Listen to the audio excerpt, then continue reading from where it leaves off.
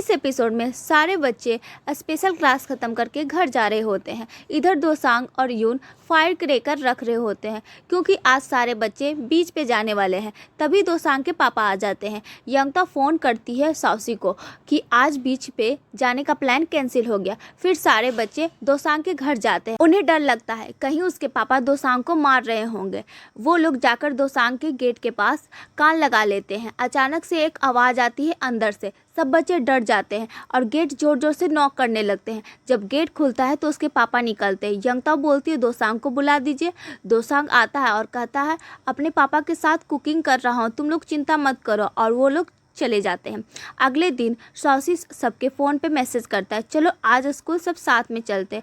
फिर सब मिलते हैं गेट के पास। साउसी आता है और यंगता पूछती है तुम्हें ओलंपियाड में जाना है ना, तो तुम यहाँ क्या कर रहे हो। साउसी बोलता है मैं एक बार तुम लोग के साथ स्कूल जाना चाहता था ओलंपियाड से पहले।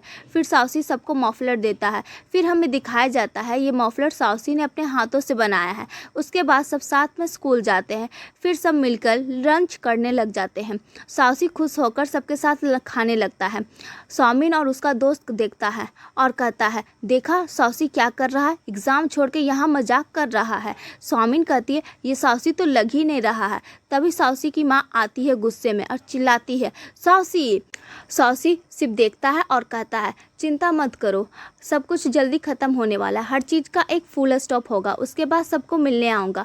वो हंसते हुए चला जाता है। पूरा फ्रेंड्स ग्रुप शॉक हो जाता है और देखते रहता है। जाते जाते एक बार और यंगता को मुड़ के देखता है, फिर वो निकल जाता है।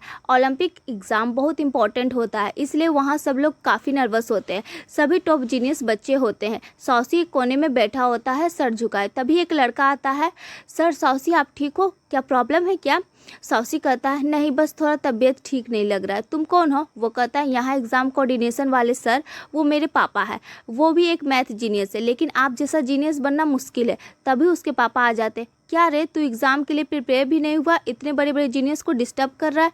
फिर उसके पापा साउसी से पूछते क्या हुआ। साउसी बोलता है थोड़ा फीवर है। तो वो कहते हैं मेडिसिन मत लेना वरना नींद आ जाएगा, थोड़ा पेशेंस रखो। फिर साउसी एग्ज़ाम देता है। नेक्स्ट डे अवार्ड सेरेमनी होता है। सब विनर्स को बुलाया जाता है। फिर अनाउंस किया जाता है इस बार टॉप स्कॉलर का नाम है साउसी, top student of the year.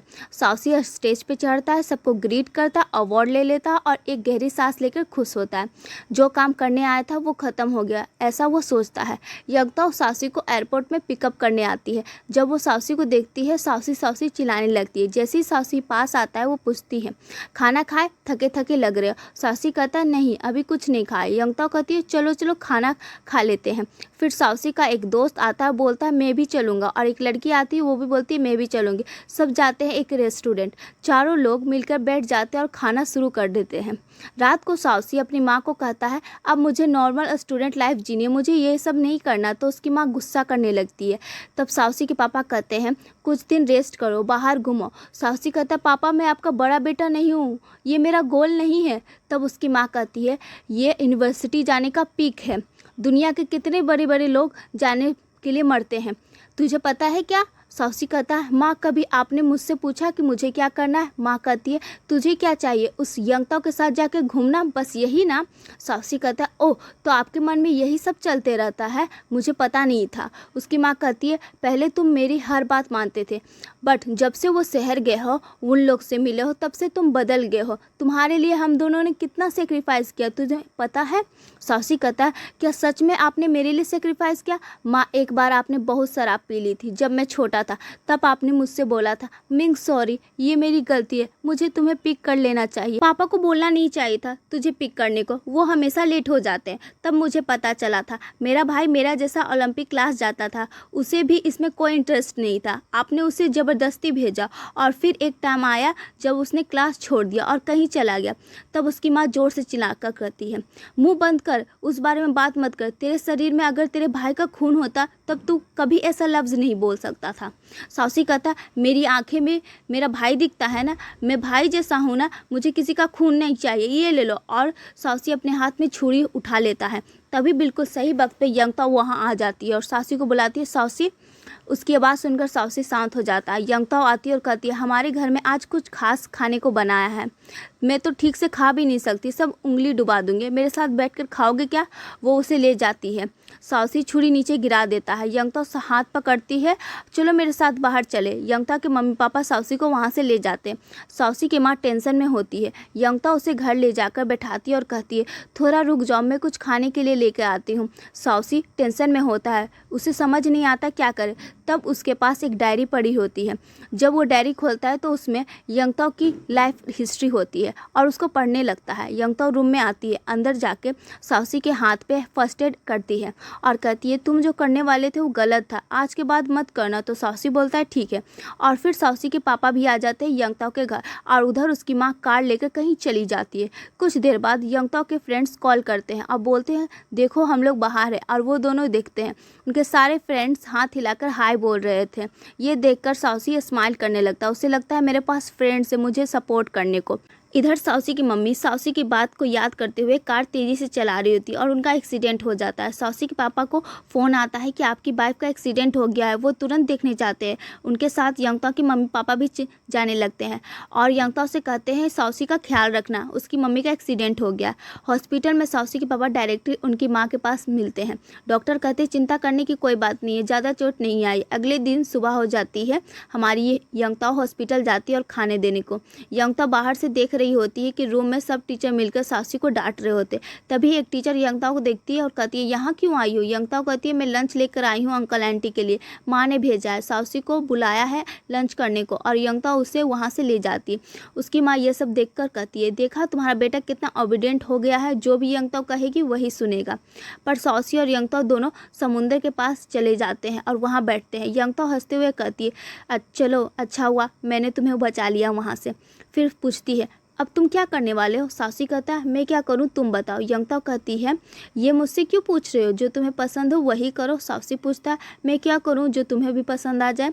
यंगता कहती है जो तुम्हें खुशी देता हो वही करो, मुझे भी वही पसंद आएगा। साउसी चुपचाप मुस्कुराता है, उसे देखता है, फिर कहता है अब लगता है मैं बहुत फ्री हो गया हूँ, पहले लगता था मेरे ऊपर इतना प्रेशर है, अब मेरे पास काफ़ी टाइम है। फिर कहता है ये जगह बहुत सुंदर है और यंगता के ऊपर सर रख देता है। यंगता कहती है गिर जाओगे। साउसी कहता है तुम हो ना, गिरने नहीं दोगी। अगले दिन यंगता क्लास में बैठी हुई होती है, तब सामिन आकर पूछती है साउसी कब स्कूल आएगा? यंगता कहती है मुझे नहीं पता। जब यंगता स्कूल में पढ़ाई कर रही होती तब साउसी बीच के पास जाकर मजे करके घूम रहा था। सामिन बार बार यंगता से पूछती है साउसी कब आएगा स्कूल? यंगता कहती है चाहे जितनी बार पूछ लो मुझे कसम से कुछ नहीं पता। फिर हमें दिखाया जाता है साउसी यंगता के मम्मी पापा डिनर कर रहे होते एक साथ। फिर डिनर करके उसके पापा पूछते हैं साउसी से जो टैलेंट तुम्हारे पास है वो हर किसी के पास नहीं होता, बताओ आगे क्या करने वाले हो। तब यंगता वहाँ आके कहती है पापा हर कोई इसे यही बोल रहा है, आप प्लीज़ ऐसे मत बोलिए। अंकल कहते ठीक है लेकिन मत सोचना कि मैं भी वही रिपीट कर रहा हूँ। साउसी तुम्हारे पास जो टैलेंट है उसकी वैल्यू तभी है जब तुम उसमें खुश रहते हो, लेकिन अगर उस टैलेंट को ग्रो करने के लिए खुद को स्ट्रेस दे रहे हो तो उसका कोई फ़ायदा नहीं है। साउसी कहता है बहुत लोगों ने मुझे बोला कि अपने टैलेंट को बर्बाद मत करो, लेकिन आप ही पहले इंसान हो जिसने कहा कि खुश होकर अपने टैलेंट को यूज़ करो। Thank you uncle. तब उनके पापा हंसते हैं और कहते हैं मेरी एडवाइस को एक जीनियस ने एक्सेप्ट कर लिया तो मैं बहुत प्राउड फील कर रहा हूँ। फिर साउसी घर जाकर अपनी सारी मेडल और सर्टिफिकेट और ट्रॉफीज सब फेंक देता है। फिर वो अपनी माँ के लिए खाना ले जाता है। माँ खाना खाकर कहती अच्छा है। साउसी कहता है मम्मी ये सब मैंने बनाया। माँ उसे देखती और कहती क्या तू कुकिंग करके अपना वक्त बर्बाद करेगा? जो टैलेंट तेरे पास है वो करोड़ों लोगों के पास नहीं है। मुझे समझ ही नहीं आता तू ऐसा क्यों कर रहा है। जब सब बच्चे छोटे थे तब टॉयज़ के साथ खेलते थे, तू सिर्फ अबाकस के साथ खेलता था, तभी मुझे पता चल गया था तू एक जीनियस बनेगा। लेकिन अब अगर तू ये उस सब को वेस्ट करने वाला है तो मुझे समझ नहीं आ रहा मैं क्या करूं। साउसी कहता है माँ आपको याद है एक दिन हम दोनों आउटिंग पे गए, सेम पिक मैंने आपकी और भाई की देखी, सेम जगह थी जहां हम लोग आउटिंग गए थे। मम्मी पहले आप मुझे मेरे भाई समझना बंद करिए, मैं साउसी हूँ और मुझे नहीं पसंद है मैं जीनियस बनना। तुम्हें अभी तक ये दुनिया कितनी ख़राब है ये समझ नहीं आया है, ऐसा साउसी की माँ कहती है। साउसी कहता है चाहे दुनिया जैसी भी हो मैं खुद उसे फेस करूँगा, मेरे फ्यूचर मेरे हाथ में है। और ये कहकर साउसी वहाँ से चला जाता है। इधर साउसी फ़ोन पे अंकल से बात कर रहा हो। अंकल कहते तुमने यंगता को बताया? साउसी कहता नहीं अभी तक नहीं बताया, लेकिन अगर मैं उसे बताया तो वो बोलेगी रुकने को, तो मैं क्या करूँगा मुझे नहीं पता, और अगर जाने को बोलेगी तो मैं उसे खो दूँगा। मैं क्या करूँ मुझे खुद ही नहीं समझ में आ रहा। अंकल कहते उसे साथ ले लो। साउसी कहता यंगताओ अपने फैमिली को छोड़कर कहीं नहीं जाने वाली। यहीं पर बात खत्म हो जाती है। फिर साउसी वापस स्कूल आता है। बाकी के लड़के उसके पीछे आकर कहते अरे ये तो वापस आ गया। वो सीधा क्लास के पास चला जाता है। यंगताओ उसे देखकर खुश हो जाती है। वो कहती है वापस आ गए, चलो क्लास के अंदर। तब साउसी अंदर चला जाता है। यंगताओ भी बहुत खुश हो जाती है। मैथ क्लास चल रही होती है। मैथ टीचर देख लेती है कि साउसी अपने मैथ की बुक के बीच में इंग्लिश की बुक पढ़ रहा है। टीचर चिल्लाती है इतना हिम्मत, मैथ क्लास में इंग्लिश की बुक पढ़ रहे हो? क्या तुम्हें लगता है तुम जीनियस हो इसलिए कुछ भी कर सकते? साउसी वहां से उठकर सीधा ऑफिस रूम चला जाता है। बाद में क्लास लीडर यंगताओ के पास आकर कुछ पूछता है। साउसी अब्रॉड जाने वाला है, क्या वो सच में बाहर जा रहा है? यंगताओ कहती किसने बोला? क्लास लीडर कहते हैं मैंने स्टाफ रूम में सुना था, टीचर बोल रहे थे कि अब्रॉड जाने वाला। यंगताओ तेजी से उठकर जाती है। जैसे ही क्लास खत्म होती है वो सीधा बाहर निकल जाती है। साउसी उसे देखते हुए सोचता है क्या हुआ, ये इतनी गुस्से में क्यों जा रही है? यूना उसके पीछे चली जाती है और कहती है क्या हुआ तुझे, साउसी ने कुछ किया? यंगताओ बोलती है नहीं। तब यूना को लगता है जरूर साउसी ने कुछ गड़बड़ की है। दोस्तों का पूरा ग्रुप यंगताओ को ढूंढने में लग जाता है। सब साउसी के साथ मिलकर चिंता में हैं। तभी क्लास लीडर आ जाता है और कहता है साउसी सॉरी, मुझे लगा कि तुम अब्रॉड जाने वाली बात यंगताओ को बता चुके हैं। साउसी बोलता है तुम्हें कैसे पता? क्लास लीडर कहता है स्टाफ रूम में मैंने सुन लिया और उसे बता दिया। तब सब दोस्त कहते क्या तू अब्रॉड जा रहा है? पहले उसे आराम से बताना चाहिए था ना, अब देखो क्या हो गया। इधर यंगताओ बिजली की स्पीड से साइकिल लेके नीचे उतर रही थी। यूना उसके पीछे भागती है। हम सिर्फ उसके एक नॉर्मल दोस्तों का ग्रुप जैसे हैं, उसको हमसे कुछ कहने का कोई प्रेशर नहीं है। जैसे उसने बिना बताए टाउन छोड़ दिया वैसे ही कंट्री छोड़ रहा है, यूना ऐसे कहती है। यंगताओ यूना को साइकिल दे देती है और यंगताओ वापस जाती है साउसी के पास और कहती है चलो डिनर करते। सब फ्रेंड मिलकर डिनर कर रहे होते। यंगताओ बोलती है ये मीट तो यहाँ की मीट से ज़्यादा अच्छी नहीं ना होगी अब्रॉड में? साउसी कहता है यंगताओ मुझे पता है, मैंने तुझे बताया बिना प्लान बना लिया, तू मुझसे गुस्सा है ना? यंगताओ कहती गुस्सा? मैं बिल्कुल नहीं, जब तुझे लगता है बोलना चाहिए तब बोल। यह कहकर यंगताओ थोड़ा इमोशनल हो जाती है। सब लोग चुप हो जाते हैं। वो खाना ख़त्म करती है, बिल खुद पे करती है और कहती है ओके मैं जा रही हूँ, और वहाँ से चली जाती है। साउसी उसके पीछे दौड़ता है और कहता है यंगताओ थोड़ा रुक, 1 मिनट शांति से मेरी बात सुन। मुझे समझ नहीं आ रहा था तुझे कैसे बताऊं, पर मैं अब्रॉड जा रहा हूं पढ़ने के लिए, पर मैं चाहता हूं तू भी मेरे साथ आए। यंगताओ हैरान होकर देखती है और कहती है क्या बोल रहे हो तुम? साउसी कहता है हाँ, 2 इयर्स के बाद मैं तुझे भी वहीं ले जाऊंगा, बस मुझे ये समझ नहीं आ रहा कैसे बोलूं। तब यंगताओ कहती है तो इसका मतलब ये नहीं कि तू मुझे बताएगा ही नहीं, तू ऑलरेडी प्लान बना रहा था मुझे ले जाने का। थोड़ा गुस्सा कम होने लगता है उसका। साउसी कहता है हाँ यही सच है।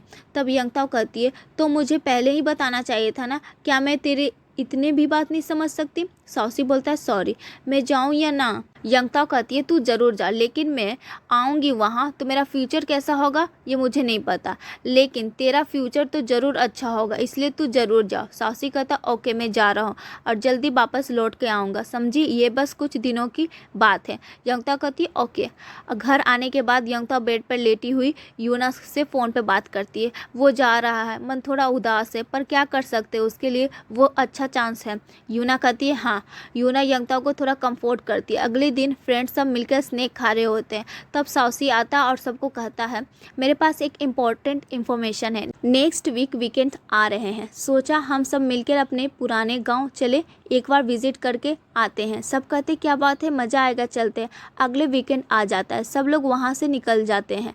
जब ये सब वहाँ वापस जाते हैं तो देखते हैं कि बचपन में जो जगह थी अब वो हाँ कुछ भी नहीं बची है, काफ़ी जगह तो डिमोलिश हो चुकी है। फिर भी जो कुछ भी बचा है उन जगह पर ये सब जाते हैं, बचपन की यादें वापस आ जाते हैं।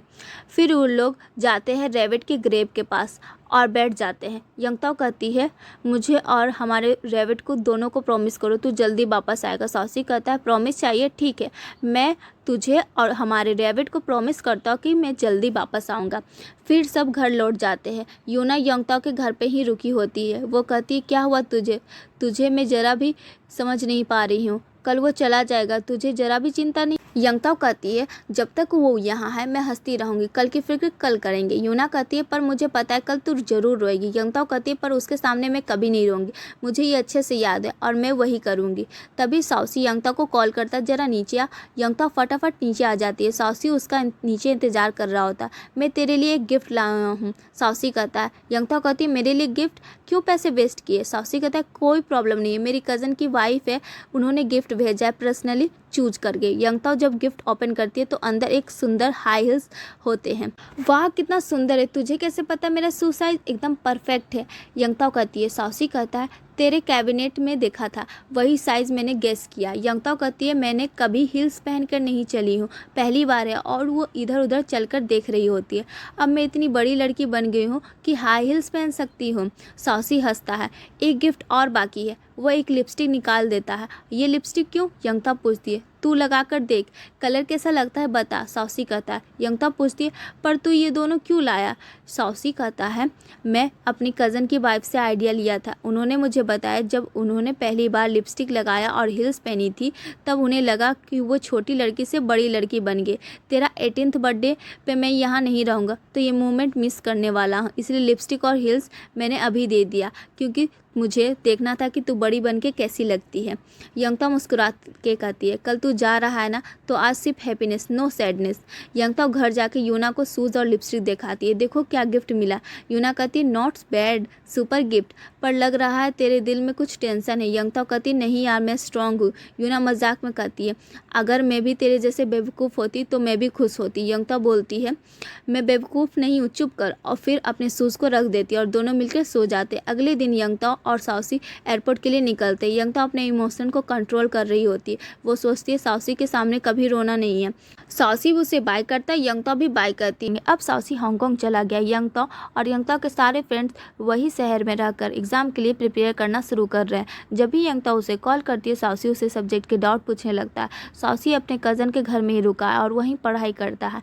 यंगताओ को भी धीरे धीरे पढ़ाई में इंटरेस्ट आने लगता है।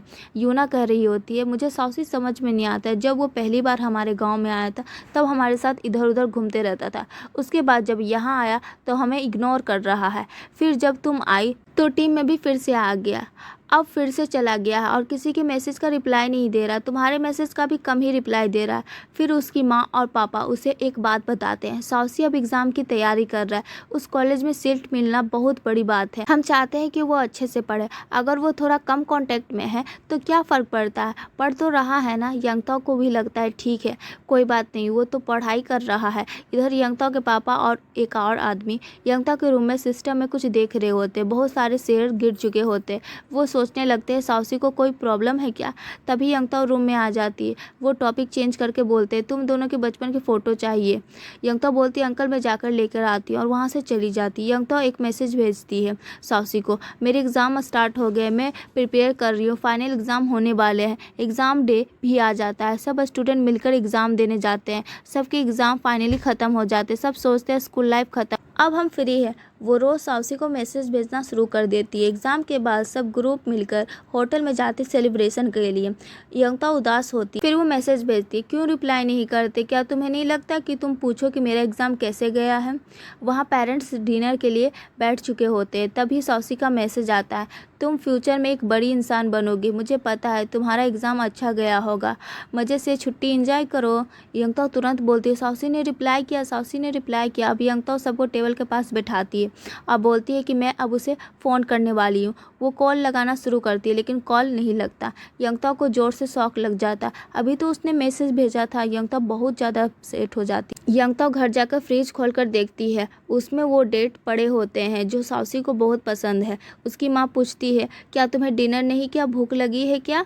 यंगताओ कहती नहीं माँ ऐसा कुछ नहीं है। वो डेट लेकर सीधा साउसी के घर चली जाती, सोचती है कम से कम उसके मम्मी पापा तो मिल जाए। वो उनके घर का डोर नॉक करती है लेकिन बहुत देर तक कोई नहीं खोलता है, वहाँ बैठ जाती है। तभी एक लेडी पास आती है और पूछती है यहाँ इस खाली घर के सामने क्यों बैठी हो। यंगताओ पूछती है साउसी के मम्मी पापा कहाँ गए, आपको पता है क्या आंटी। आंटी कहती है वो दोनों तो घर खाली करके चले गए, तुम्हें नहीं पता। यंगताओ पूछती है उन्होंने घर बेचा है कि नहीं। यंगताओ बोलती नहीं बेचा नहीं है, बस छोड़कर चले गए, पर वापस जरूर आएंगे, तुम चिंता मत करो, घर जाओ कहकर यंगताओ को भेज देती है। यंगताओ और भी ज़्यादा अपसेट हो जाती है, घर जाकर बेड पे पड़ जाती। फिर एक दिन रात को यंगताओ रोड के पास घूम रही होती है। साउसी के घर के पास पहुंचती है। तभी उसे लगता है घर के अंदर से कुछ आवाज़ आ रही है। वो दोबारा जाकर देखने की कोशिश करती है। तब देखती है कि कोई आदमी कैप पहना हुआ है, आया हुआ है, दरवाज़ा बंद कर रहा है। यंगताओ साउसी को देखती है और धीरे से उसे बुलाती है। साउसी वो मुड़कर देखता है। यंगताओ की आंखों में आंसू भर आया होता है। वो उसके पास जाती है और कहती है, तुम यहाँ कैसे आए? मुझे पहले क्यों नहीं बताया? मैं तो विश्वास ही नहीं कर पा रही हूँ।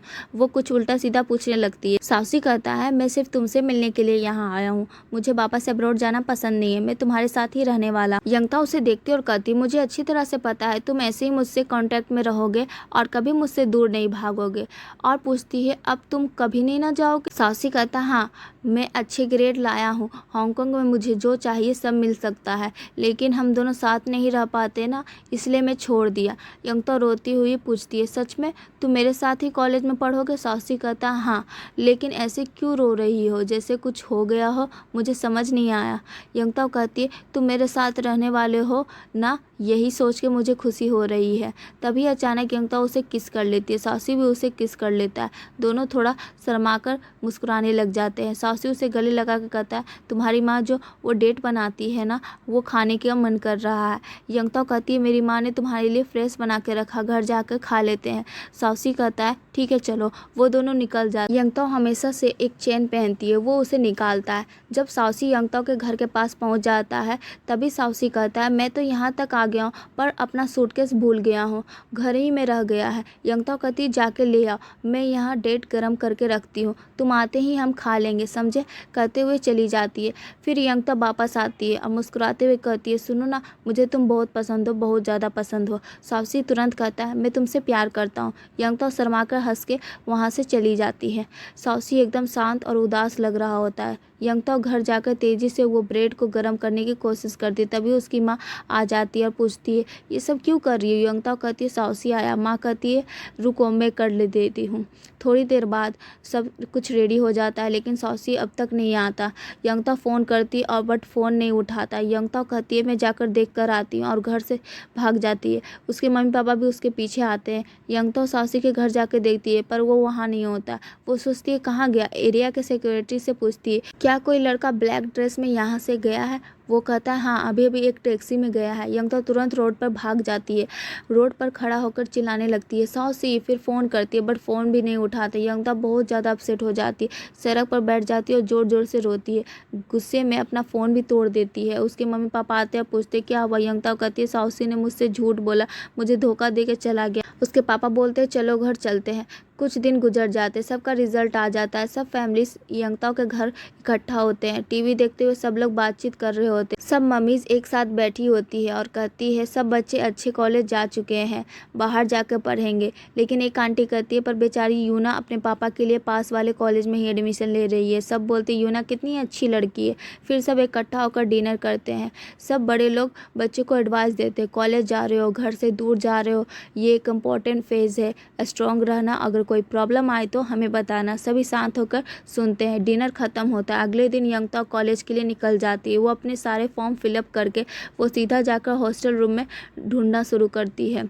सही जगह देखकर अपना रूम ढूंढ लेती है। जल्दी जल्दी अपना सामान रूम में रखकर यंगताओ अपनी मम्मी डैडी से फ़ोन पर बात करती है। मम्मी पापा पूछते हैं, कैसी हो, सब एडजस्ट कर ली? यंगताओ कहती है, हाँ कर लिए, मुझे कोई प्रॉब्लम नहीं है, मैं हैप्पी हूँ। यहाँ बेस कैम्प है ट्रेनिंग के लिए, मुझे वहाँ बुलाया गया है, मैं उधर जा रही हूँ, बाद में बात करती हूँ। ऐसा बोलकर यंगताओ फ़ोन कट करके वहाँ से चली जाती है। वहाँ उस कैंप में उसको ट्रेनिंग देना शुरू करते हैं। कैंप पूरा मिलिट्री जैसा होता है, ट्रेनिंग चल रही होती है। कैंप के बाद वो बहुत ज़्यादा टायर्ड हो जाती है। मुश्किल से वो अपने रूम तक पहुंचती है और सुनती है सब बोल रहे हैं रूममेट्स कि इस लड़की को रूम से कैसे बाहर निकाले। ये सब सुनकर वो वहाँ से चली जाती है। उसका अंदर जाने का मन नहीं करता, सोचती है सब सो जाने के बाद ही मैं रूम में जाऊँगी।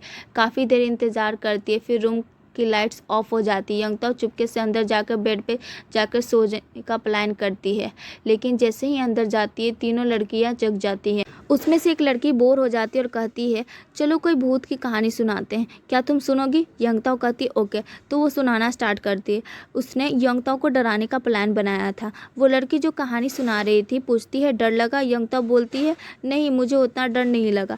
सीनियर लड़कियां शौक हो जाती है, सच में डर नहीं लगा? यंगताओ कहती मैं भी एक भूत की कहानी सुनाऊं? फिर यंगताओ एक कहानी सुनाना स्टार्ट करती है। सब डर के मारे सो जाते। यंगताओ सोचती है वाह, इतना डरा दिया सबको। फिर वो साउसी को मैसेज भेजती है आज ये सीनियर्स गर्ल्स मुझे डराने की कोशिश कर रही थी, पर मैंने ही उन्हें डरा कर रख दिया। फिर आधी रात को एक सीनियर लड़की यंगताओ को जगाती है और बोलती है कि मेरे साथ टॉयलेट चलो। यंगताओ उसके साथ चली जाती है। फिर वापस आती है, सोने जा रही होती है। तब यंगताओ कहती है मुझे सच में थोड़ा डर लग रहा है, मैं आपके साथ सो जाऊं? सीनियर कहती है ठीक है आ जा। फिर वो पूछती है तुम इतनी हिम्मत वाली कैसी हो? यंगताओ बोलती है एक मंत्र है, अगर भूत यहाँ है तो लाइट स्विच ऑन कर देना। अगर वो ऑन कर देते हैं तो मतलब वो अच्छा भूत है जो हमें हेल्प करना चाहता है, और अगर नहीं कर पाए तो इसका मतलब वो एक कमज़ोर भूत है। सीनियर पूछती है ये तुझे किसने बताया और तू इस पे कैसे विश्वास करती? यंगताओ बोलती ये सब मेरे पापा ने बताया। भूत हमारे मन का इमेजिनेशन होता है, अगर हम साइकोलॉजिकली खुद को शांत कर दें तो भूत कुछ नहीं बिगाड़ सकता। चलो ट्राई करते। यंगताओ कहती है अगर भूत यहाँ है तो लाइट ऑन कर दो। तभी अचानक लाइट ऑन हो जाती है। दोनों यंगताओ और सीनियर जोर जोर से चिल्लाते हैं। ऊपर की एक बेड में जो लड़की होती है उसने लाइट ऑन किया है और नीचे वाली लड़की बस सर नीचे करके सो रही थी। दोनों चिल्लाते हुए पूछते हैं तुम दोनों एक ही बेड में कैसे सो रही हो, क्या हो रहा है? बाकी लड़कियां भी उठ जाती है और ज्वाइन कर लेती है। सीनियर कहती है ये लड़की तो हमसे बदला लेने के लिए ये सब भूत कहानी बोल रही है। यंगताओ कहती है आप लोगों ने ही तो मुझे बोला था कि तुम जैसी रूममेट किसी को ना मिले, मैंने बाहर सब कुछ सुन लिया था। सीनियर कहती है सॉरी। फिर सब हंसते और दोस्त बन जाते हैं। अगले दिन यंगताओ के साथ वो सब एक जगह जाकर रजिस्ट्रेशन करती हैं। तब एक लड़का आता है और कहता है सीसी को फ़ोन करके बुलाओ। सीसी जाती है मिलने और गले लगाकर ब्रेकअप कर लेती है और आकर रोने लग जाती है। यंगताओ ये सब देख रही होती है। नेक्स्ट डे यंगताओ और उसके सीनियर सब रेस्ट रूम में नहा रही होती है। तब यंगताओ पूछती है उस सीनियर का ब्रेकअप हो गया, आपको बुरा नहीं लगा क्या? उसके बाद सीनियर बोलती है इसमें समझने जैसा क्या है यंगताओ, दोनों एक दूसरे से प्यार करते थे लेकिन फ्यूचर प्लान फिक्स नहीं हुआ इसलिए अब अलग हो रहे हैं। हमारे कैंपस में कितने लोग प्यार में हैं, मज़े से एक दूसरे के गले लगाकर घूम रहे हैं, चाहे महीने बाद फिर किसी और के साथ घूमते ही नज़र आएंगे। इसमें क्या बड़ी बात है? जब इंसान अडल्ट हो जाता है ना तो लाइफ ऐसी ही चलती है। हमारी ज़िंदगी बदलते रहती है, वैसे ही हमारे दिल के लोग भी बदलते रहते हैं। पुराने लोग यादें बन जाते हैं पर इसका मतलब ये नहीं कि सब भूल जाते हैं। कुछ लोग तो एक ही इंसान को ज़िंदगी भर याद रखते हैं। उनकी ये बातें यंगताओ के दिल छू जाती है। उसी सुबह यंगताओ लाइब्रेरी जाती है, कुछ बुक्स ढूंढ के लाती है। उसके हाथ में काफ़ी बुक्स होते हैं पर पढ़ने का मूड नहीं होता, तो जो बुक्स उसने चुनी होती है उन्हें साइड में रख के नई बुक पढ़ने लगती है। थोड़ी देर बाद देखती है वो पहली वाली बुक्स गायब हो गई। सोचती है किसने उठाई होगी। लाइब्रेरी के उधर उधर सर्च करने लग जाती है। एक मोमेंट के लिए उसके दिल में आता है साउसी ने उठाई होगी क्या। वो घूम घूम के ढूंढने लग जाती है और तभी देखती है उसके सामने यू खड़ा है, कॉलेज यूनिफॉर्म में, एक कप चाय लेके। हाय मैडम बोलता है यू। यंगताओ जिससे साउसी की उम्मीद में थी उसकी जगह यू को देखकर थोड़ा अपसेट हो जाती है। तू यहाँ क्यों आया? बच्चों जैसा मेरी बुक लेकर घूम रहा है। यू अपना कैप उठाकर यंगताओ के सर पे पहना देता। दोनों एक साथ बातें करते हैं। यू बोलता है तुझे देखकर तेरे साथ चाय पीने का मन किया, नहीं तो दोनों कप में पी ही लेता। यंगताओ बोलती इतना ड्रामा क्यों, मुझे फ़ोन कर लेते, मैं आ जाती, इसमें क्या बड़ी बात है। यू बोलता ठीक है मैं तुझे देखने भी नहीं आ सकता, लेकिन तेरा कॉलेज बहुत सुंदर है। यंगताओ बोलती है हाँ। फिर यू बोलता है एक इंसान से बात कर लिया हूँ, उन्होंने प्रॉमिस किया है कि साउसी का माँ का नंबर देंगे, उससे तो साउसी कहाँ है पता चल जाएगा, तुम उससे अपना सवाल पूछ सकती हो।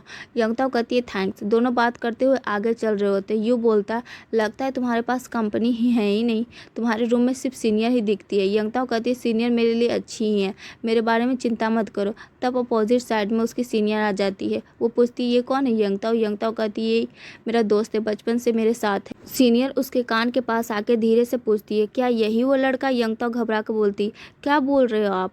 तभी सीनियर बोलती है बस चलो रूम में चलते हैं, और यंगताओ को रूम में लेके जाकर सबको जगा देती है। फिर कहती है, मैडम बैठिए, अब बताइए ये लड़का कौन है। यंगता बोलती है, बचपन में एक लड़के से प्यार हो गया जिसके साथ मैं बड़ी हुई हूँ। सीनियर कहती है, तो वो लड़का आज सामने खड़ा है और तुमने हमें बताया भी नहीं। यंगता कहती है, ये वो लड़का नहीं है, मेरे साथ काफ़ी लड़के बड़े हुए हैं लेकिन मेरे दिल में एक ही लड़का स्पेशल जगह पे है।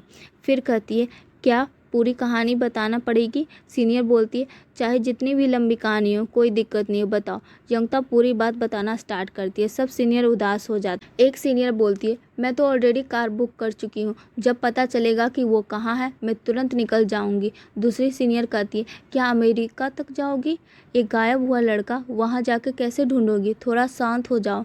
यंगता हंसी से बोलती है, क्यों इतना टेंशन ले रहे हो दीदी? कुछ नहीं, मैं देख लूँगी। उसी रात सब सो जाते। यंगता फिर से साउसी को मैसेज भेजना शुरू कर, यहाँ सबको मैंने तेरे बारे में बता दिया है। अगले दिन यंगता अपनी सीनियर के साथ बाहर गई होती है, तभी उसके पीछे एक लड़का आता है। उस लड़के को देखते ही वो दोनों सीनियर तेजी से आगे निकल जाती है। वो लड़का यंगता को बुलाता है, मैंने तुम्हें लाइब्रेरी में काफ़ी बुक पढ़ते हुए देखा है, हैरी पॉटर भी पढ़ती हो ना? मुझे भी वो बुक पसंद है, हम दोनों फ्रेंड बन सकते हैं। ऐसा कहकर वो हाथ बढ़ाता है। यंगता थोड़ा कंफ्यूज होकर उसकी तरफ देखती है। तब तक उसकी सीनियर वापस आ जाती है और बोलती है, बाद में मिलते हैं, बाय, और यंगता को वहाँ से ले जाती है। यंगता सोचती, ये सब क्या हो रहा है। तभी उसके पास एक मैसेज आता है, एक फ़ोन नंबर। यंगता अपनी सीनियर से कहती है, आप लोग यहाँ से चली जाओ, मुझे एक ज़रूरी काम है। वो एक कोने में जाकर खड़ी होती है और देखती है वो तो साउसी की माँ का नंबर है। वो तुरंत कॉल लगाती है, आंटी मैं यंगता बोल रही हूँ, कृपया मुझे गलत मत समझिए, मैं आपसे एक बात पूछना चाहती हूँ। साउसी अब कहाँ है? आंटी कहती है, सुनो बेटा, मैं सिर्फ एक बात कहूँगी, जिस साउसी को तुम जानती थी वो अब नहीं रहा, उसे मत ढूंढो, अब वो मेरे साथ नहीं है, और अगर मैंने तुम्हें उसका लोकेशन बताया तो वो मुझसे भी बात करना छोड़ देगा, इसलिए उसे ढूंढने की कोशिश मत करो, अपनी कॉलेज लाइफ एंजॉय करो। और आंटी फ़ोन कट कर देती है। फिर दिखाया जाता है यंगता ट्यूशन पढ़ाकर पैसे जमा करना स्टार्ट करती है क्योंकि उसे साउसी को खोजना होता है। वहीं दूसरी तरफ यू अपने रूम में वर्कआउट कर रहा था, तभी उसे एक मैसेज मिलता है। वो अपने लैपटॉप खोलता है और मैसेज पढ़ता है। उसमें लिखा होता है, एक ग्रुप में किसी लड़की ने साउसी की फ़ोटो पोस्ट की है, वो लड़की हांगकांग से है।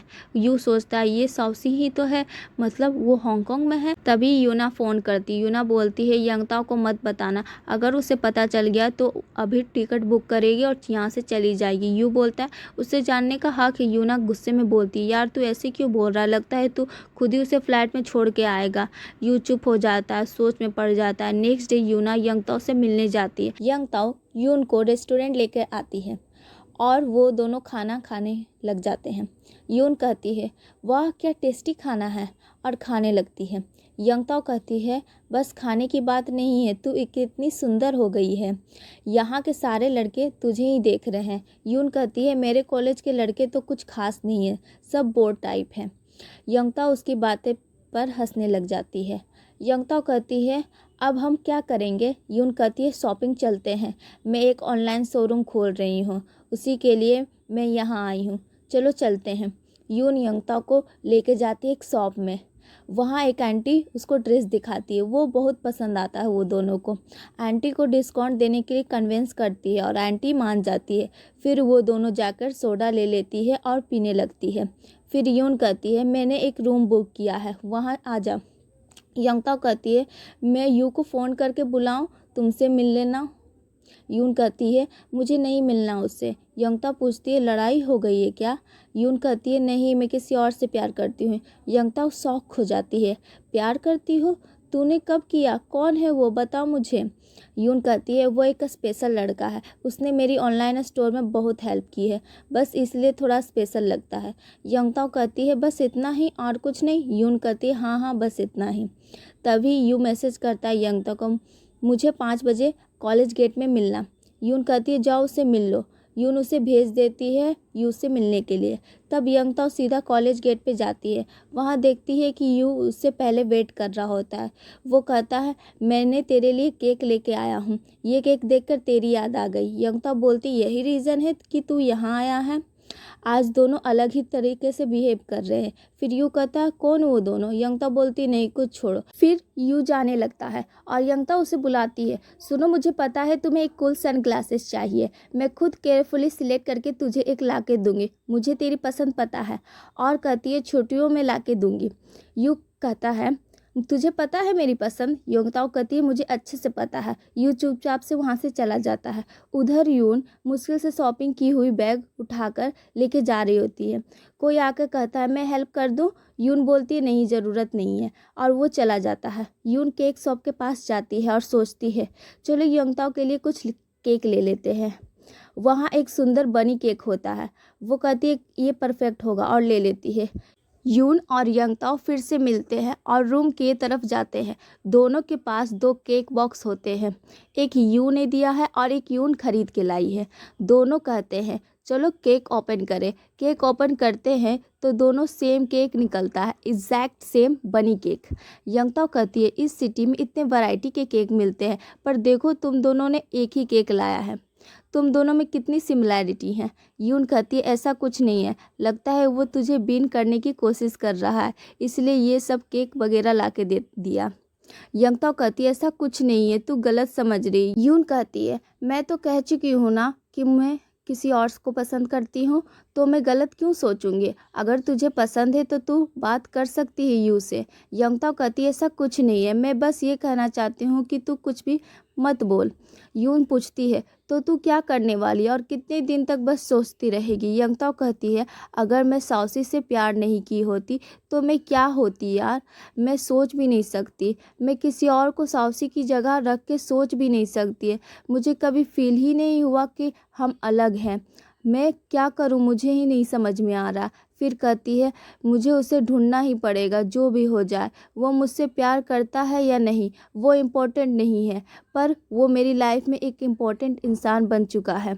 यून बोलती अच्छा बाबा ढूंढ लेना, चलो केक खाते हैं। अगले दिन यून होटल का रूम खाली कर रही होती है। मैं पैसे दे दूंगी ऐसा यंगताओ कहती है, मैं संभाल लूँगी, तू जा और अपना ख्याल रखना ऐसा यून कहती है। यंगताओ वो तुरंत बोलती है ओके और कहती है गांव जाके फ़ोन करना और वहां से निकल जाती है। फिर यून पीछे आके कहती है मैं एक बात बोलूं साउसी है ना? यह सुनकर यंगताओ पूछती क्या हुआ साउसी को? यून कहती है कुछ नहीं, मैं बस थोड़ा मेकअप वाली चीज़ लेके आई हूँ, ये सब यूज़ कर लेना, साउसी अगर मिलेगा तो तुम्हें सुंदर दिखना होगा ना। दोनों गले मिलते हैं और यंगताओ वहाँ से चली जाती। साउसी हांगकांग में है, इस बारे में यून ने कुछ भी नहीं बोला। यून वहाँ से चली जाती है। अब कॉलेज आ जाती है। अपने ही कॉलेज में कॉलेज के एक बास्केटबॉल ग्राउंड को देखती है, उसमें यू की यादें हैं। यून को यू की याद आ जाती है, चुपचाप जाकर वहाँ बैठ जाती। तभी एक लड़का उसे दूर से देख रहा होता है। हेलो मैडम, आपको देखकर लगता नहीं ये कॉलेज आपका, ऐसा बोलता है। यून कहती है ना मेरा ही कॉलेज है। वो लड़का देखकर बोलता है बॉयफ्रेंड से मिलने आई हो क्या? यून कहती है मेरा कोई बॉयफ्रेंड नहीं है। वो लड़का सोचता है अच्छा है चांस मिल सकता है। यून बोलती है पर मुझे एक लड़के पे क्रश है, पर उसे किसी और लड़की पे क्रश है। वो लड़की मेरी क्लोज फ्रेंड है और उस लड़की को किसी और लड़के से प्यार है, सिर्फ मुझे ही पता है वो लड़का कहाँ है। मैं वो बात उससे कहे बिना चली आई। वो लड़का पास आकर पूछता है तो उस लड़की से बदला लेने के लिए सब कर रही हो क्या? यून कहती है नहीं, अगर उस लड़के को वापस आना होता तो वो आ चुका होता। एक मैसेज तक उसने नहीं किया, मुझे पसंद नहीं मेरी बेस्ट फ्रेंड किसी ऐसे लड़के के साथ रहे। वो लड़का कहता है तुम तो दूसरों के लिए सिर्फ सोच रही हो, खुद के लिए सोचोगी कब? यून कहती है मुझे उसकी चिंता नहीं है और मुझे फ़र्क भी नहीं पड़ता। वो लड़का कहता है तुम बहुत अच्छी लड़की हो, तुम्हारे दिल के हिसाब से सब कुछ अच्छा ही होगा। यून कहती है थैंक्स और वहाँ से चली जाती है। वो लड़का और कोई नहीं हमारा यू का रूममेट होता है। वो लड़का कहता है अरे कल मैंने तुझे हेयर जेल दिया था ना? तो यू बोलता है तू तो बोला कोई लड़की में इंटरेस्टेड नहीं है। फिर वो लड़का बोलता है अब लग रहा है कि एक लड़की में इंटरेस्ट आ रहा है, अगर दोबारा उस लड़की से मिला तो सामने से अच्छा दिखना चाहिए ना, मुझे वो जेल दोबारा दे दे। तभी यू किसी लड़की से फ़ोन पे चैट कर रहा था। अगले दिन यू तुरंत हांगकांग के लिए निकल जाता है। जिस लड़की को मैसेज किया था उसे जाकर मिलता है। वही लड़की ने साउसी का फ़ोटो ऑनलाइन डाला था। साउसी उस लड़की को ट्यूशन पढ़ाता था। एक बार चुपके से उसका फ़ोटो खींच के इंटरनेट पे डाल दी थी वो। वही फ़ोटो देखकर यू ने साउशी का हांगकांग होने का पता चल जाता है। यू उस लड़की से पता लेकर साउशी से मिलने के लिए निकल जाता है। वो जगह एक लोकल टाइप अपार्टमेंट जैसा होता है। यू वहाँ जाकर ऊपर चढ़ता है और देखता है कि अंदर साउशी कुछ दोस्तों के साथ गेम खेल रहा होता है। तो यू बोलता है, ओए साउशी।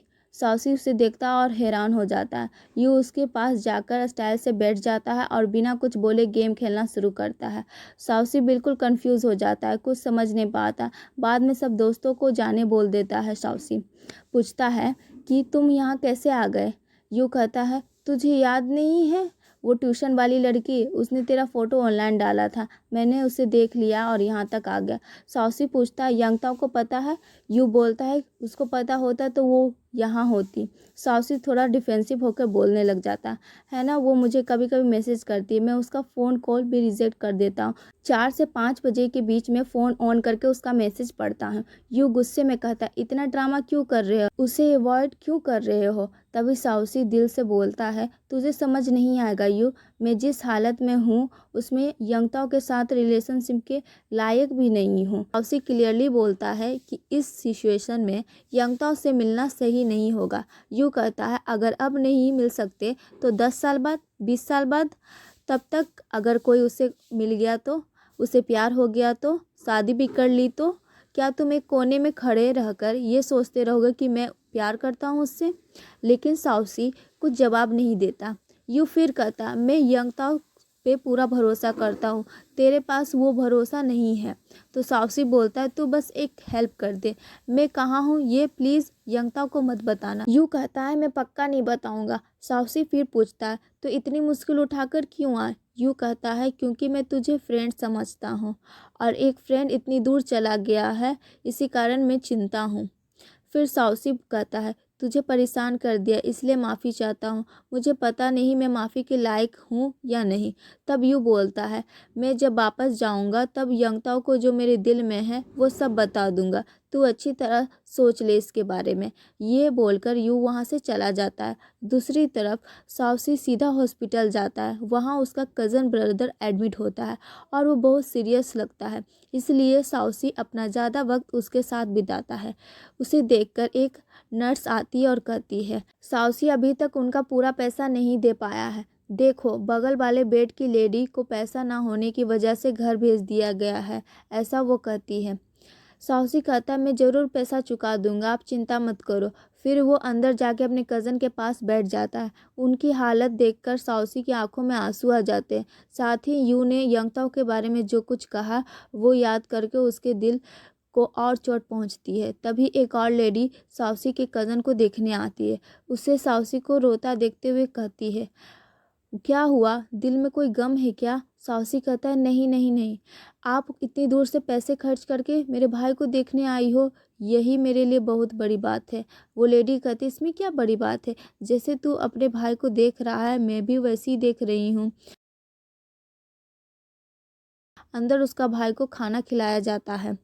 वही दूसरी तरफ यंगता और उसकी सीनियर लड़की दोनों साथ में बैठकर बात कर रहे होते हैं। तभी यंगता को यू का मैसेज आता है। यंगता निकलती है मिलने और देखती है यू एक बेंच पर पैर फैलाकर सो रहा था। यंगता सोचती, क्या हुआ इसे, ये तो ऐसे कभी नहीं सोता, कहीं कुछ हुआ तो नहीं। यू आंखें खोलता है। यंगता पूछती है, अरे पूरी रात नहीं सोई क्या, तेरा चेहरा ऐसा क्यों लग रहा है। यू कहता है, कुछ नहीं, मुझे सिर्फ एक बोतल पानी चाहिए, लो पर्स लो और लेके आओ। यू उसको पर्स दे देता है। यंगता पानी लेने अंदर चली जाती है। तभी यू यंगता के पीछे चला जाता है। इधर यंगता पर्स खोलकर पैसे निकाल रही होती है और तब उसे एक पुरानी फ़ोटो मिलती है जिसमें यू और यंगता छोटे थे, दोनों एक साथ एक क्यूरे में फ़ोटो खिंचा थे। वो वाली फ़ोटो उसे देखकर यंगता शौक हो जाती है। तब यू बाहर से बोलता है, मुझे पता चल गया साउशी कहाँ है। तभी यंगता भाग कर आती है, तू जानता है, बताओ कहाँ है वो। यू उसे उसका एड्रेस बताता है। यंगता थैंक यू बोलती है। यंगता तुरंत जाकर अपनी पैकिंग शुरू कर देती है हांगकांग जाने के लिए। वही दूसरी तरफ साउशी उदास खड़ा होता है। उसी बिल्डिंग का ओनर उसके पास आता है और कहता है, इतना उदास क्यों हो, क्या दिक्कत है? साउसी कहता मैं सोचता था मैं बहुत इंटेलिजेंट हूँ, बचपन में हर दरवाज़ा खोल देता हूँ, लेकिन अब लगता है मैं उतना स्मार्ट नहीं हूँ, मैं कुछ दरवाज़ा खोल ही नहीं पा रहा। ऑनर कहता है ये क्या हाल बना लिया है, कोई अमीर लड़की को ऐसे भोले भाले लड़के अच्छे लगते हैं। साउसी बोलता है भैया प्लीज़ आप बकवास मत करो, और शांत होकर चला जाता है वहाँ से। यंगताओ हांगकांग के लिए फ़्लाइट पकड़ लेती है। वहाँ पहुंचकर यू ने जो एड्रेस बताया है उसे मैप पे देखकर यंगता पहुंच जाती है। वहाँ वॉचमैन अंदर जाने नहीं दे रहा होता है। उसके बाद यंगता को समझ नहीं आता कि अब कहाँ जाना है।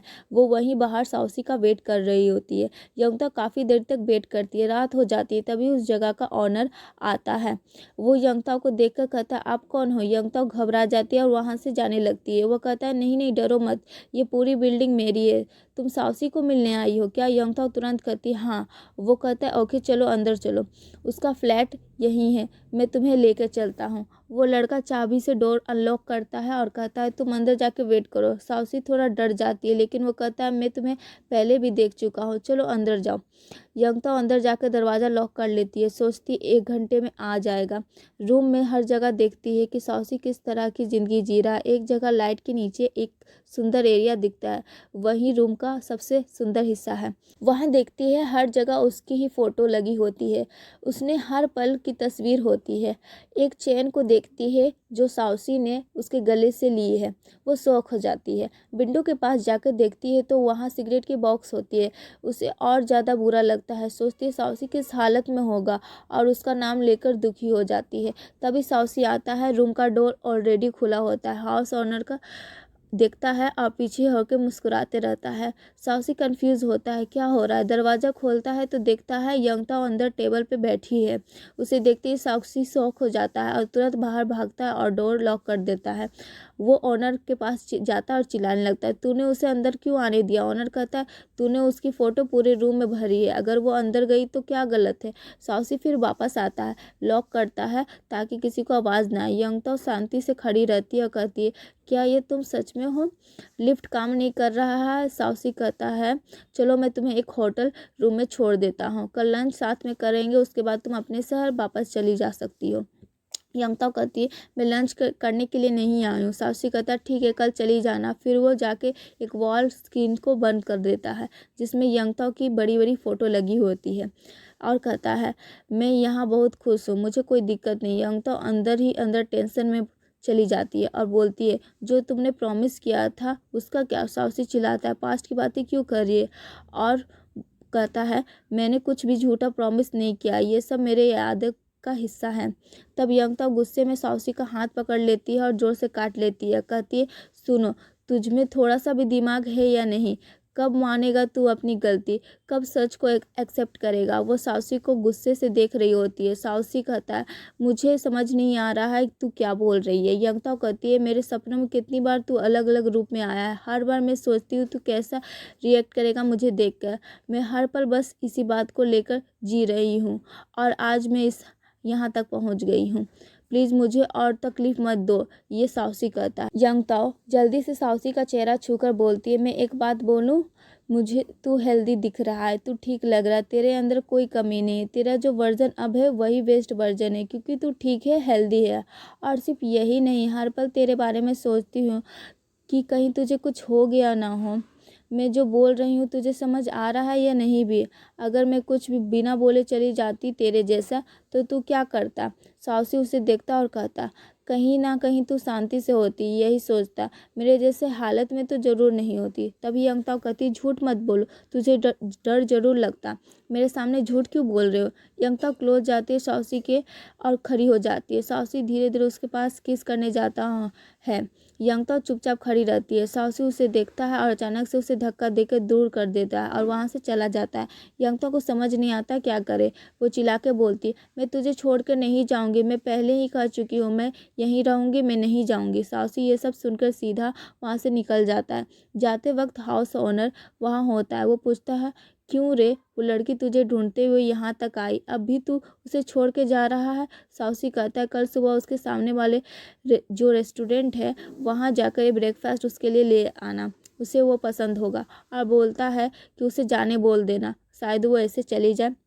वो कहता है ऐसा अन्याय मत कर, एक लड़की इतनी मुश्किल से तुझे ढूंढने के लिए आई, तू चुपचाप राजकुमार जैसा इग्नोर करके चला जाएगा। साउसी वहाँ से चला जाता है। यंगता उस दिन साउसी के रूम में ही सो जाती है। बाहर काफ़ी ठंड होती है। साउसी के घर में एसी में जो हीटर सिस्टम होता है वो सही से काम नहीं कर रहा था। ठंडी की वजह से यंगता कांपने लगती है। फ्रिज खोल के देखती कुछ खाने को मिले, पर फ्रिज में कुछ भी नहीं होता। उसे सही से नींद भी नहीं आती। उसका पूरा शरीर कांपने लगता है। वो चुपचाप बैठ जाती है और थक कर सो जाती है। सुबह हो जाता है। दोसांग कॉल करता है। क्या हुआ? यंगता पूछती है। दोसांग बोलता है, मैंने साउसी को हांगकांग में देखा है। यंगता कहती है, अच्छा वो तुझे पता चल गया है। दोसांग बोलता है कि कुछ दिन पहले वो एक लड़की को ट्यूशन पढ़ा रहा था। उस लड़की ने उसकी फ़ोटो खींचकर अपलोड कर दी है और हम लोग सोच रहे थे कि तुझे बताए या ना बताए। यूना तो कहे कि तुझे बताने की कोई ज़रूरत नहीं है। और दोसांग बोलता है कि यूना से झगड़ा मत करना, उसने तुम्हारी भलाई के लिए नहीं बताया। यंगता बोलती है, मैंने उससे झगड़ा क्यों करूँगी मैं? अच्छा ठीक है, मैं बाद में बात करती हूँ। यंगता खिड़की के बाहर देखती है और सोचती है, कहाँ गया है तू? मैं कैसे ढूंढूं तुझे? फिर जिस शॉप का नाम साउसी ने लिया था उस शॉप से हाउस ओनर खाना ले आता और दरवाज़ा नॉक करता। यंगता तुरंत दरवाज़ा खोलती है। ये खा लो, खा के रूम खाली कर दो और चली जाओ। वो लड़का वापस कब आएगा पता नहीं, अगर आएगा तो मैं फ़ोन कर दूंगा। यहाँ रुकना ठीक नहीं है, हाउस ओनर ऐसा कहता है। यंगता बोलती है, अगर साउसी को भागना ही होता तो ये सारा सामान लेके भागता है, तो इसका मतलब वो वापस ज़रूर आएगा। मैं कहीं नहीं जाऊंगी, मैं यहीं रहूंगी। हाउस ओनर उस लड़की को देखकर बोलता है, कंस्ट्रक्शन साइट चलना है तो मैं लेकर चलता हूँ। यंगता पूछती है, कंस्ट्रक्शन साइट? साउसी क्या वहाँ काम करता है? वो बोलता है, हाँ, वो लड़का स्ट्रांग भी है, अच्छा काम करता है, अच्छा कमाई भी करता है। यंगता उसके साथ कार में बैठ जाती है। वो बोलता है, ट्यूशन देने के लिए सिटी जाना पड़ता है लेकिन वह अच्छे से पैसे कमा लेता है। साउसी इंटेलिजेंट है, उसका मैथ नॉलेज यूज़ करके मेरी भी हेल्प करता है, इसलिए मैं उसका रेंट माफ़ कर देता हूँ। मेरे ही अपार्टमेंट्स में सबसे बड़ा रूम उसी का ही है और उसे रेंट भी देना नहीं पड़ता। यंगता ये सब सुनकर हैरान हो जाती है और बोलती है, एक तरफ ट्यूशन देता है, दूसरी तरफ कंस्ट्रक्शन साइट में काम करता है और तुम्हारे यहाँ भी काम करता है, रेंट भी नहीं देना पड़ता, ऐसे कैसे जी रहा है वो? अब पूछती है, पैसे का वो क्या करता है? वो कहता है, कुछ बातें समझने के लिए तुम्हें उससे ही पूछनी पड़ेगी, मैं नहीं कुछ बता सकता। फिर वो लड़का यंगता को कंस्ट्रक्शन साइट पे ले जाता है जहाँ सब काम करने वाले लोग साथ में बैठकर लंच कर रहे होते हैं। साउसी भी वहीं लंच कर रहा होता है। यंगता चिल्लाती है, साउसी! वो सीधा साउसी के पास भागती है। साउसी बड़ा नर्वस हो जाता है। वो सोचता है, मुझे उसकी आंखों में नहीं देखना चाहिए, इस ड्रेस में तो और भी मुश्किल है, और वहाँ से भाग जाता है। यंगता उसके पीछे पीछे दौड़ती है। वो कहती है, साउसी रुक जाओ, मैं आ गई हूँ, रुक जाओ। लेकिन साउसी जितना हो सके तेज भागता है। एक जगह जाकर यंगता थक कर गिर जाती है। तब साउसी पीछे मुड़कर देखता है, वहाँ के लोग उसे पकड़ लेते हैं। यंगता चिल्लाती है, उसे मत छोड़ो, पकड़े उसे। वो लोग पूछते हैं, क्या चोरी की है इसने? यंगता बोलती, नहीं कुछ नहीं, वो मेरा फ्रेंड है। फिर यंगता दौड़कर साउसी को पकड़ लेती है। ओ लवर, थोड़ा रोमांस किसी और जगह जाके करो। ऐसा करके मुस्कुरा के वो दोनों वहाँ से चले जाते हैं। साउसी, मुझे छोड़कर मत जाओ प्लीज़, मुझे छोड़कर मत जाओ और मुझसे भागो भी मत, यह कहकर यंगता बेहोश हो जाती है। रुको, मैं तुम्हें हॉस्पिटल ले जाता हूँ, यह कहकर साउसी झट से उसे टैक्सी में बैठा कर हॉस्पिटल ले जाता है। साउसी, मुझे छोड़कर मत जाओ, मुझसे और भागो मत, यंगता चिल्लाते हुए कहती है। मैं कहीं नहीं जा रहा हूँ, मैं यहीं हूँ, ये कहता है साउसी, और उसके गले के चेन और अपने हाथ की वॉच को चुपचाप देखते रहता है। फिर यंगता हॉस्पिटल में आंखें खोलती है। साउसी कहाँ गया कहकर आसपास देखते रही होती है। अपोजिट में साउसी बैठा होता है। तू इतना बड़ा कैसे हो गया? अभी तो मैंने तुझे छोटा देखा था, कहकर यंगता उसका हाथ पकड़ लेती है। साउसी कहता है, हम सब बड़े हो चुके हैं यंगता। तभी डॉक्टर आकर साउसी को बाहर बुलाते हैं। डॉक्टर कहते हैं, हीट स्ट्रोक था, ज़्यादा सीरियस कुछ नहीं है, आपको बस उस लड़की का ध्यान रखना है। हमारे एरिया में टेम्परेचर चेंज हो रहा है, आप लोग केयरफुल रहिए।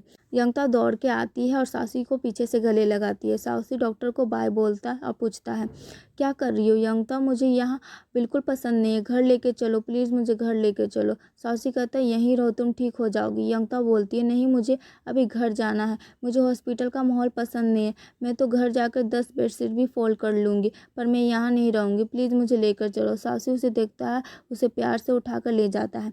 साउसी सोचता है, इसे ले जाकर किसी होटल में रुकवा देता हूँ, लेकिन यंगता उसकी बातें सुन लेती है और थोड़ा चलने के बाद बारिश शुरू हो जाता है। वहाँ पास के एक बड़े होटल में जाता है जहाँ साउसी रजिस्ट्रेशन करने जाता है।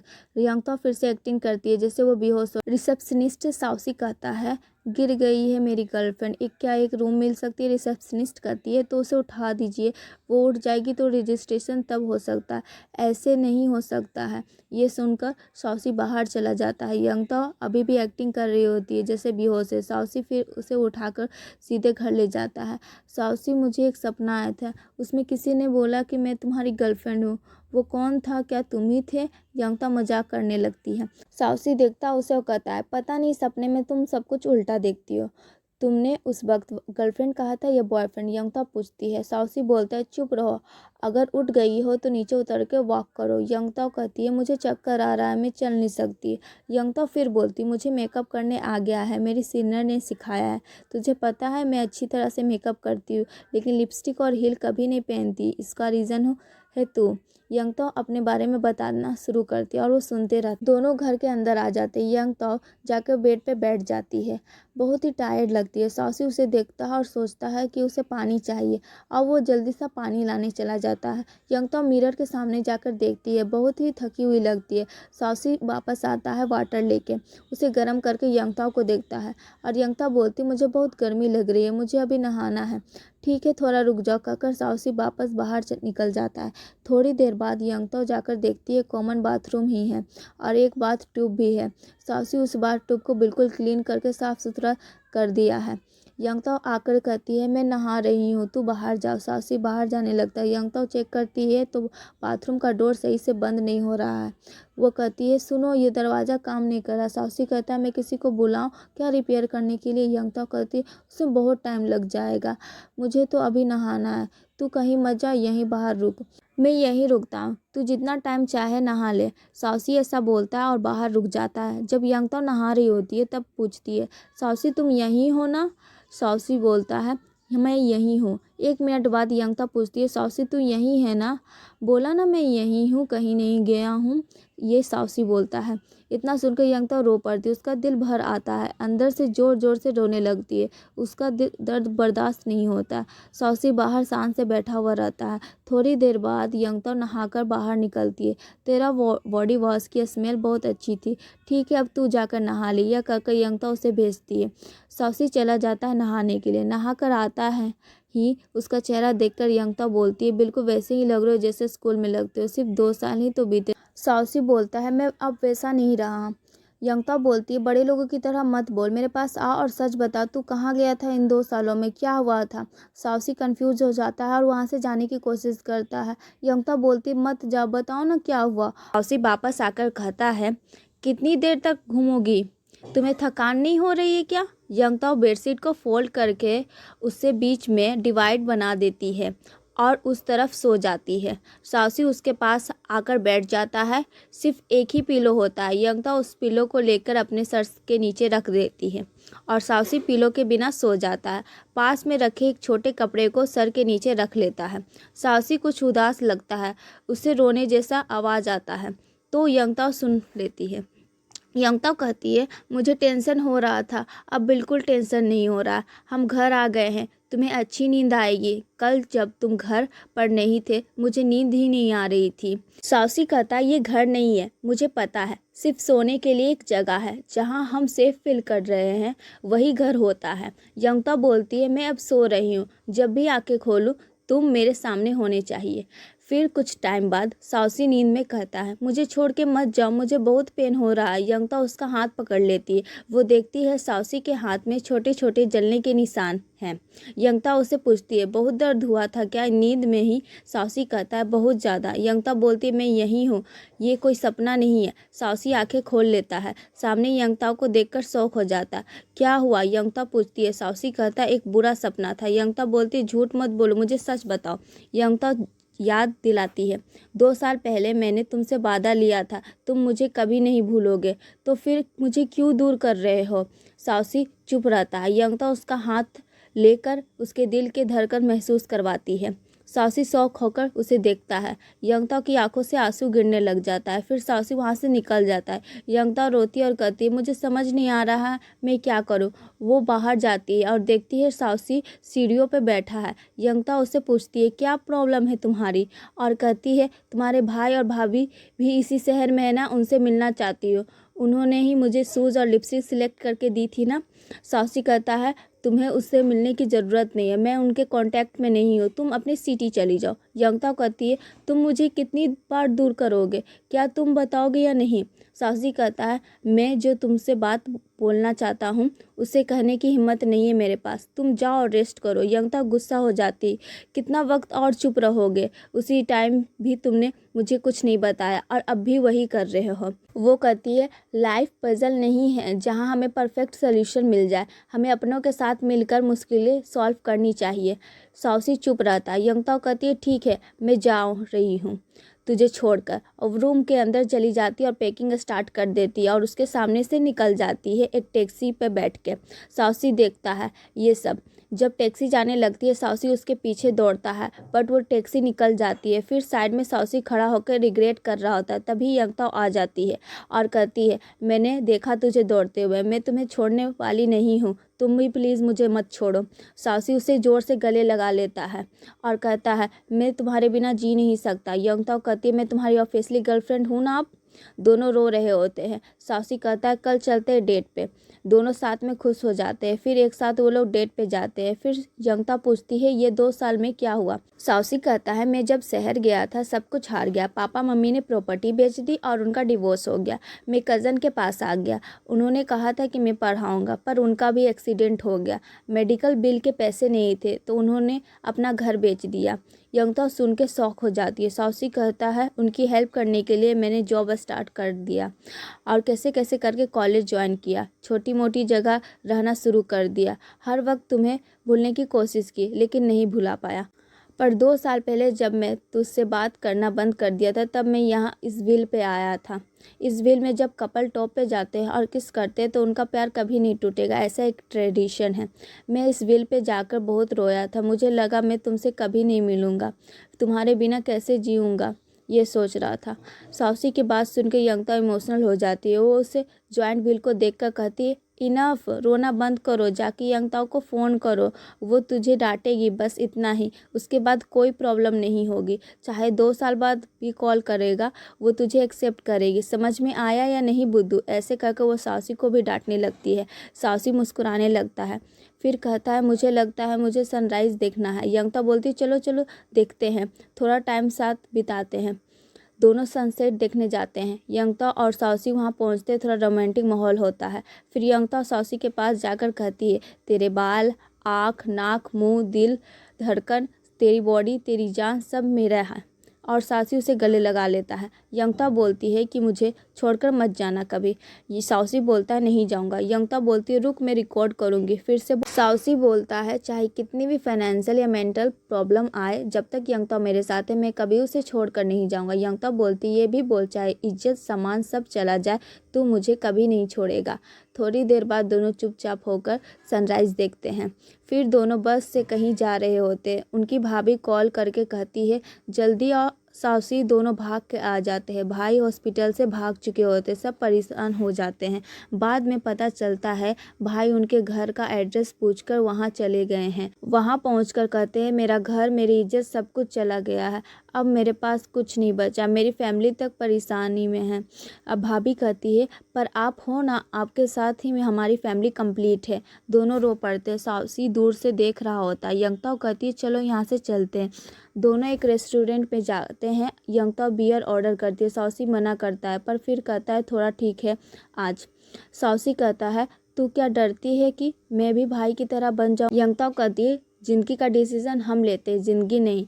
बाद में हॉस्पिटल में उनका भाई किसी पुराने कॉलेज फ्रेंड से मिल रहे होते हैं, तभी साउसी और यंगताओ उनसे मिलने आते हैं। साउसी का भाई यंगताओ से कहता है तुम हो यंगताओ, साउसी तुम्हारे बारे में बहुत बातें करता है। यंगताओ बोलती है आपके बारे में भी बहुत बातें करता है साउसी।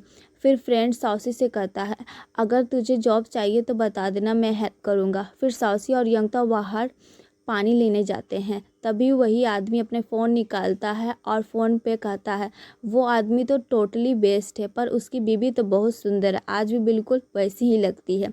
ये सुनकर साउसी को बहुत गुस्सा आ जाता है। वो आदमी का कॉलर पकड़ लेता है और लड़ना शुरू कर देता है। यंगताओ बीच में आकर उसे रोकती है, तब तक उसकी भाभी आ जाती है।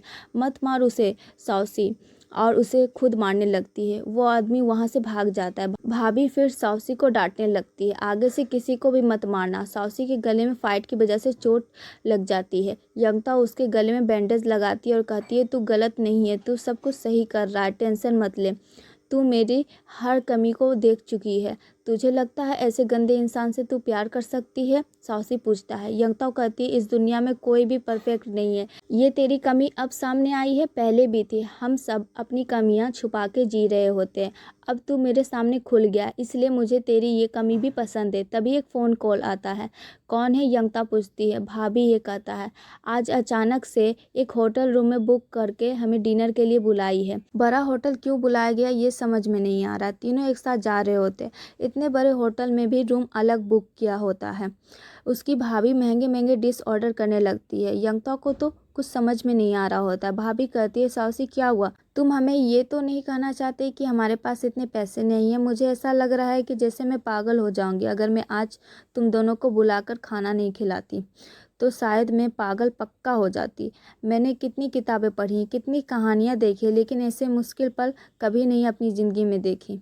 मुझे नहीं पता मैं इसे पार कर पाऊंगी या नहीं। मुझे लगता है इसलिए साउसी बाहर पढ़ने नहीं जा पाया। साउसी कहता है, ऐसा कोई बात नहीं है, चाहे आप लोग कितना भी फोर्स कर लेती, मैं तब भी नहीं जाता आप दोनों को छोड़ के। भाभी वॉशरूम जाने के लिए निकलती है। तब साउसी बिल पे कर रहा होता है, लेकिन उसके पास बैलेंस नहीं होता है। जब वो अपना कार्ड देता है रिसेप्शनिस्ट को, तो रिसेप्शनिस्ट कहती है, आपके पास बैलेंस नहीं है सर। साउसी दूसरा कार्ड निकालने का ट्राई करता है। तभी यंगता वहाँ आ जाती है और उसे कहती है, मैं पे करती हूँ, और साउसी को हटाकर पेमेंट कर देती है। तभी भाभी वापस आती है। वो समझ जाती है कि यंगता ने बिल पे किया है। उसका मन और ज़्यादा उदास हो जाता है। 1 मिनट रुको दोनों, कहकर भाभी तेज़ी से भाग जाती है। वहाँ जाकर एक लॉटरी शॉप में 4 लॉटरी टिकट ले लेती है। जब भी मेरा मन बहुत उदास होता है तब मैं लॉटरी टिकट लेती हूँ, क्योंकि अगर पैसा मिल गया तो लगता है कि हम सारी परेशानियों से निकल जाएंगे। एक छोटी सी उम्मीद बन जाती है। इसलिए मैं आज लॉटरी टिकट ले आई हूँ, जिसको जितनी चाहिए ले लो, कहती हैं। यंगता कहती है, मैं एक ले लेती हूँ, और एक टिकट ले लेती है। साउसी भी एक टिकट लेता है और कहता है, जितनी चांस हमारे ऊपर बिजली गिरने की है उतनी ही चांस ये जीतने की है। ऐसा डीमोटिवेट कर बोलता है तो यंगता उसे डांटना शुरू करती है, ओए मुंह बंद कर ले। फिर कहती है, मैं एक बात सुनी हूँ, बड़ा चमत्कार होने का चांस किसी एक को ही मिलता है, तो वो चमत्कार हमें क्यों नहीं मिल सकता? वो सब प्रॉब्लम ख़त्म कर देगा, भैया की सारी तकलीफ़ें ज़रूर ख़त्म हो जाएगी। मैंने इतनी दिनों बाद इतने अच्छे शब्द सुने, ऐसा भाभी कहती है और गले लगा लेती है। साउसी और यंगता वापस घर जा रहे होते हैं।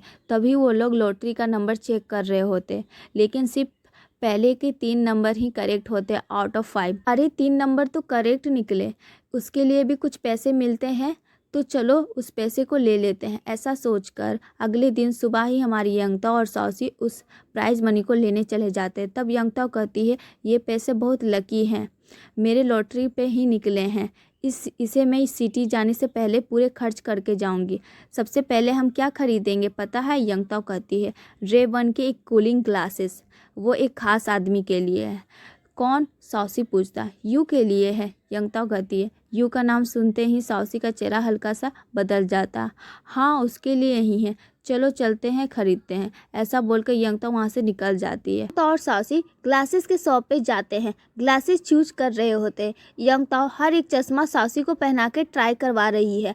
साउसी शांत होकर बैठा हुआ है। यंगता पूछती है, क्या हुआ? तब से एक अजीब तरीके से बैठे हो, कुछ बोलते क्यों नहीं? साउसी कहता है, कुछ नहीं, मैंने बोला था ना, जो कुछ मेरे दिल में होगा वो सब फेस एक्सप्रेशन से ही समझ जाओगी। यंगता पूछती है, अच्छा तो तुम्हें क्या चाहिए? साउसी कहता है, मुझे ये क्लासेस नहीं चाहिए, कुछ और चाहिए। यंगता कहती है, क्या चाहिए बताओ, मेरे पास अभी लॉटरी के पैसे बचे हुए हैं, लगभग 7,000-8,000 रुपये हैं, उससे ले लेते हैं। साउसी मुस्कुराता है और कहता है, तुम यू के लिए कुछ भी पे मत करना, मुझे उससे गिफ्ट देना है, सो ये ग्लासेस का पैसा मैं दूंगा। यंगताओ हैरान होकर पूछती है, क्यों, उसने तुम्हारे लिए क्या किया? साउसी कहता है, अगर उसने तुम्हें मेरा एड्रेस ना दिया होता तो तुम यहाँ नहीं होती। यंगताओ कहती है, हमें मिलकर उसके लिए गिफ्ट लेना चाहिए। यंगताओ पूछती है, ये ग्लासेस अच्छे लग रहे हैं ना? साउसी कहता है, हाँ, स्टाइल में तो मस्त लग रहे हैं। फिर दोनों साथ में चलने लगते हैं। साउसी कहता है, मैं भी तुम्हारे साथ तुम्हारे सिटी आ जाऊँ तो कैसा लगेगा? यंगताओ थोड़ा शौक हो जाती है और बोलती है, क्या बोल रहे हो तुम? साउसी कहता है, नहीं नहीं, ऐसे ही बोल रहा था। चलो पहले मेरे भाई और भाभी से मिल लेते हैं, उसके पहले तुम्हें कुछ शॉपिंग भी करनी है ना, चलो करते हैं। यंगताओ कहती है, ठीक है। साउसी कहता है, तुम किसी और सिटी जा रही हो, मैं क्या करूँगा समझ नहीं आ रहा। यंगताओ कहती है, बस एक ही दिन बाकी है, कल मैं निकल जाऊंगी, जब तक यहाँ है तब तक हम लोग खुश रहेंगे, ठीक है ना? फिर दोनों भाई और भाभी से मिलने चले जाते हैं। भाभी दरवाज़ा खोल, यंगताओ अंदर आ जाती है। भाभी कहती है, बहुत सुंदर लग रही हो। फिर कहती है, आओ आओ, और उन्हें अंदर ले जाती है। भाई को अब हॉस्पिटल से घर ला दिया गया है। उस खुशी में एक छोटी पार्टी हो रही है। भाई यंगताओ से कहता है, साउसी ने तुझे बहुत तकलीफ़ दी है, मैं वापस आ गया हूँ, कुछ लोगों से पैसा लेना, मैं हॉस्पिटल में था इसलिए नहीं ले सका, अब सब कुछ ठीक हो जाएगा। और कहते हैं, मैंने तुम्हें भी तकलीफ़ दी है, मुझे माफ़ कर दो। यंगताओ कहती है, पुरानी बातें छोड़िए ना, अब सब ठीक है ना? तब साउसी कहता है, मैं यंगताओ के साथ उसके सिटी जाना चाहता हूँ। ये सुनकर भाई और भाभी दोनों शौक हो जाते हैं। वो पूछते हैं, सच में? साउसी कहता है, हाँ, मैं वापस उसी सिटी में जाना चाहता हूँ, मुझे अब बस एक एंट्रेंस एग्ज़ाम देना है और यंगताओ के पास वाले कॉलेज में एडमिशन लेकर पढ़ना है। ये सुनकर यंगताओ थोड़ा शौक हो जाती है। यंगताओ कहती है, इसके बारे में बाद में बात करते हैं, पर तेरा फ्यूचर बहुत इंपॉर्टेंट है, उसके बारे में सोच, 1 साल भी बड़ी चीज़ होती है। ऐसा उसका भाई बोलना शुरू करता है, पर उसकी भाभी बोलती है, ये सब छोड़िए, पहले सब डिनर कीजिए। सब डिनर कर लेते हैं और साउसी और यंगताओ वहाँ से डिनर करके निकल जाते हैं। यंगताओ बोलती है, क्या सच में तू वापस जाकर एग्ज़ाम देगा? साउसी कहता है, मैंने पहले ही तुम्हें 2 साल वेट करवा दिया, अब मैं तुम्हें एक पल भी वेट कराना नहीं चाहता हूँ। यंगताओ कहती है, तुम पहले ही हांगकांग के स्टूडेंट हो, अब क्या ज़रूरत है वापस जाकर एग्ज़ाम देने की? फिर साउसी बोलता है, मैंने प्रॉमिस किया था ना कि मैं तेरे साथ ही कॉलेज जाऊँगा, मुझे एक और साल वेस्ट होने में प्रॉब्लम नहीं है। साउसी और यंगताओ बचे हुए पैसे से शॉपिंग करने निकल जाते, दोनों साथ में कुकिंग का सामान और ग्रोसरी लेना शुरू करते हैं। फिर दोनों घर आ जाते हैं और कुकिंग स्टार्ट करते हैं। यंगताओ बार बार साउसी को देख रही होती है और साउसी भी उसे देखकर स्माइल करता है। जब कुकिंग कंप्लीट होती है तभी हाउस ओनर आता है। वो कहता है, तुम दोनों क्या कर रहे हो, लग रहा है लव बर्ड्स हो। यंगताओ बोलती है, आज हम लोग के साथ डिनर कीजिएगा। वो कहते हैं, अच्छा तो चलो। तीनों मिलकर डिनर करते हैं। यंगताओ और साउसी एक दूसरे का हाथ पकड़ लेते हैं और उस पल को पूरी तरह से महसूस करने लगते हैं। उसी रात जब यंगताओ सोती है, साउसी साउसी कहकर बोलती है। तब साउसी कहता है, तुम मेरा जब नाम लेती हो तब मुझे बहुत खुशी होती है। वो ये कहकर यंगताओ के साथ रोमांटिक होने लग जाता है। अगले दिन सुबह 3 बजे यंगताओ परेशान होती है। परेशानी में वो फ़ोन उठाकर यूना को फ़ोन करती है। इन दोनों ने पहले ही डिसाइड किया था कि जो भी पहले लव एक्सपीरियंस करेगा वो दूसरे को बताएगा, इसलिए यंगताओ कॉल करती है। यूना कहती है, क्या हुआ?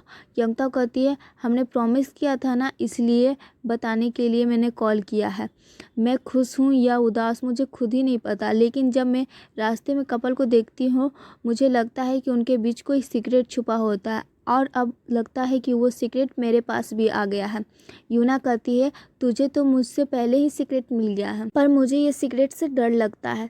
तभी तुरंत यंगताओ कहती है, तुझे जब कोई बहुत प्यार करेगा ना तब डर नहीं लगेगा। ये सुनकर यूना मुस्कुरा के सर हिलाकर कहती है, ठीक है। अगले दिन सुबह हो जाता है। यंगताओ अपने सिटी वापस जाने के लिए निकलती है। साउसी उसे एयरपोर्ट ड्रॉप करने के लिए आता है। यंगताओ कहती है, तुम मुझे एयरपोर्ट ड्रॉप करने मत आओ, तुम सिर्फ मुझे पिकअप करने के लिए ही आना, ड्रॉप करने के लिए नहीं, समझे? साउसी भी बोलता है, अगर तुम रोगी तो मैं भी रो दूंगा। दोनों रो पड़ते हैं। तब यंगताओ कहती है, ठीक है, हम फ़ोन पे बात करेंगे, जब मैं वहाँ पहुँच जाऊँगी तो कॉल करूँगी। उसके बाद साउसी उसे किस करता है और वो फ्लाइट में चढ़ जाती है। यंगताओ पहुँचकर यू को मैसेज करती है, तुम्हारे ग्लासेस साउसी ने लिए हैं, तुम आके कब लोगे मेरे से? यू बोलता है, जब वो खुद अपने हाथों से देगा तब मैं लूँगा।